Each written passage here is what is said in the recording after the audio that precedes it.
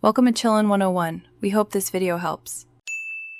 You'll start with two essentials, a logged-in Google account and a Colab notebook. First, run the built-in mount command so Colab can access Drive. When you execute Drive, mount/content/Drive, Colab returns an authentication URL and a code. Follow that link and grant permission. Once done, copy the code back into the notebook prompt.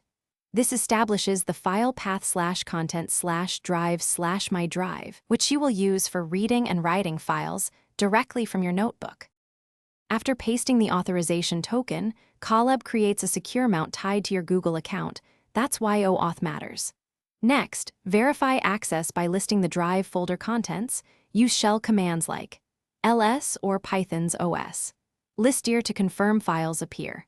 Once verified, change your working directory to the specific Drive folder you'll use so relative paths resolve correctly. Make sure to save frequently.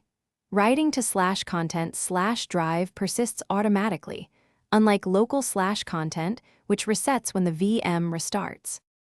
Finish by flushing and unmounting when your session ends using Drive. Flush and unmount, or simply restarting the runtime. This prevents partial writes.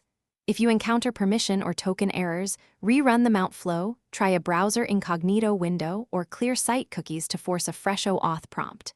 For large datasets, use the Drive API or rclone to handle resumable transfers and avoid timeouts. One quick tip: if files don't appear, check that you mounted the correct Google account and folder name. Thanks for watching. Consider subscribing if we helped you.